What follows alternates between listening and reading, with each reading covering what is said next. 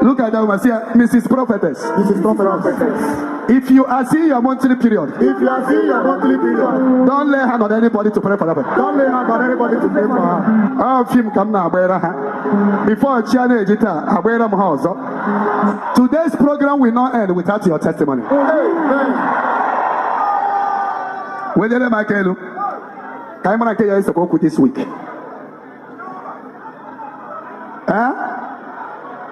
I know Ebuka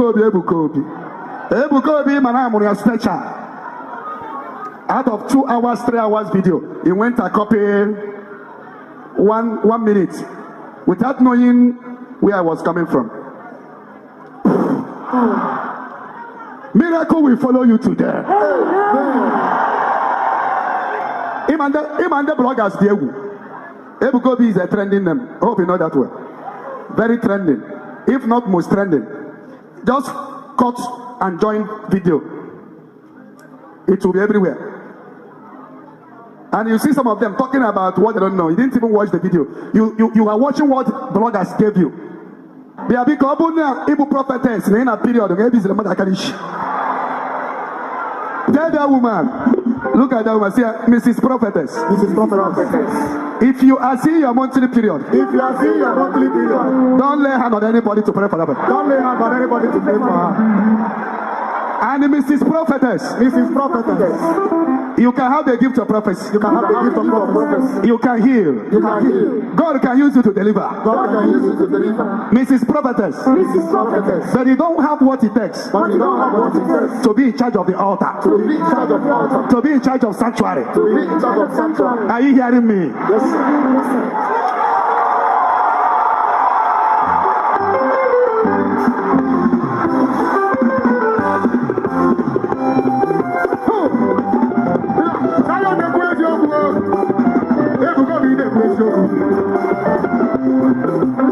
Tell Jesus, I can do it.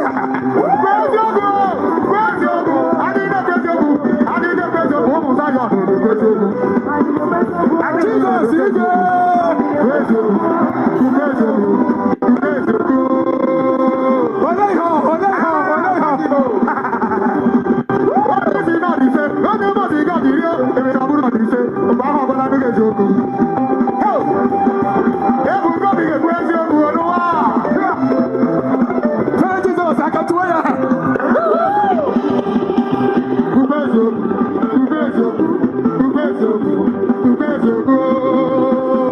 We saw online many numbers of God's women who are sad concerning Prophet Evangelist Ebuka Obi's comment that a woman shouldn't come up on the sanctuary. That is one. The second most concerned part was a woman whose her menstrual period is coming out isn't supposed to lay hands on people. Many people perhaps missed the emphasis the prophet was trying to establish. Maybe he came out so unique in such a way nobody was expecting him to talk. We thought that Evangelist Ebuka Obi meant that it wouldn't be nice that a woman preacher is wooed at by people who see that her blood is running down her legs while she's either preaching or laying hands on people. It is best for a woman preacher that is menstruating stays off the public congregants as long as the period lasts. And what did the Bible say about women when they are menstruating? Let us go to the book of Leviticus chapter 15. We are going to read from 1 to 33. There is emphasis when you come to line 33 or verse 33. It says, for a woman in her monthly period, for a man or a woman with a discharge, and for a man who lies with a woman who is ceremonially unclean. You see, the Bible made much more emphasis using the term man. Understand it. There are many verses in the Bible when the Bible is talking about man, it includes both man and the woman. It doesn't specifically mean it is just man. Let us understand this clear. This was a message God gave to Moses to pass it across to the Israelites. When you go to Leviticus chapter 15 from verse 1, you will agree with me what the message of the Lord passed on to the people of Israel. The Lord said to Moses and Aaron, speak to the Israelites, and he said to them, when any man has a bodily discharge, the discharge is unclean. Whether it continues flowing from his body or is blocked, it will make him unclean. This is how his discharge will bring about uncleanness.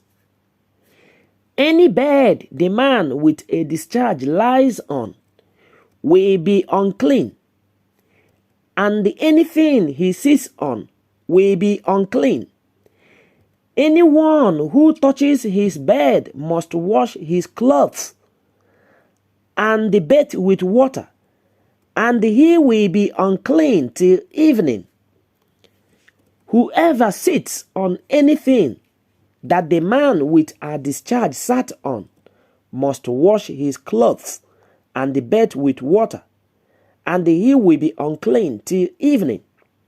Whoever touches the man who has a discharge must wash his clothes and the bed with water, and he will be unclean till evening. If the man with the discharge spits on someone who is clean, that person must wash his clothes and the bed with water, and he will be unclean till evening. Everything the man sits on when riding will be unclean, and whoever touches any of the things that were under him will be unclean till evening. Whoever picks up those things must wash his clothes and the bed with water, and he will be unclean till evening. Anyone the man with a discharge touches without rinsing his hands with water must wash his clothes and the bed with water, and he will be unclean till evening. A clay pot that the man touches must be broken, and any wooden article is to be rinsed with water. When a man is cleansed from his discharge, he is to count off 7 days for his ceremonial cleansing. You see, on the verse 13 is where I want you to understand that the Bible now is referring to a woman. The verse 13 tells you that it's referring to a woman, because women, when they are seeing their menstrual period, it lasts for 7 days. On the verse 13, you will agree with me that when the Bible is talking about man, do not just think it's talking about man. It is equally talking about woman. So verse 13 says, when a man is cleansed from his discharge, he is to count off 7 days for his ceremonial cleansing. He must wash his clothes and bathe himself. Okay, I will stop there so far, but you can have your time and go through the book of Leviticus chapter 15, verse 1 to 33. Read to the end. What I am trying to say here is, when a woman has her regular flow of blood, the impurity of her monthly period will last 7 days, and anyone who touches her will be unclean till evening. That's what the Bible says. Anything she lies on during her period will be unclean, and anything she sits on will be unclean. Likewise, man, when you release a discharge, when semen leaves your body, anything it touches will be unclean. A man equally need to bathe. Now, the difference between a man and a woman is, a woman has her menstrual period for a period of time. When it starts coming, it lasts for 7 days. The first 4 days, it is flowing constantly, and it begins to dry on the 5th day up to the 7th day. So during this time, whatever a woman touch will be unclean. Even as a husband, you have to stay away from your wife during this time. You don't have to sleep with your wife who is seeing her menstrual blood coming out of her body during this period. The Bible specifically mentioned it is unclean. The uncleanliness is not good before the sight of God. This was in the Old Testament. It doesn't mean that it's not applicable till now, because the blood leaving a woman during this time is hazardous, is dangerous, is toxic, is poisonous, is infection, because many things are living following the blood.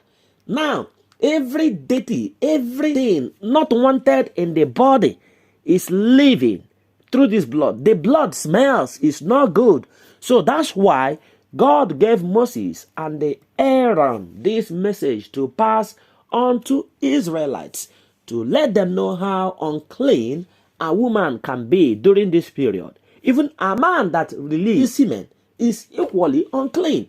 So this is, I think, what the prophet is trying to pass across as a message. But maybe how he put the message out there caused the confusion and the traffic on social media today. Many people are now unhappy. The women preachers, the prophetess, do not misunderstand the message. How it come might be raw. How it come might not be how you want it. But the message is clear. When one is in his or her state of uncleanliness, he shouldn't come out to preach. She shouldn't come out to preach. This is what I want you to take home with you as you pay attention. Let me know what you think in the comment section about the clarification of the confusion on social media now. Leave your comment in the comment section below this video and subscribe if you haven't subscribed to Kibri's Got Talent, and I will know how to come back to you with any question you have. Please leave your question there. We are watching. We are seeing you. Bye for now.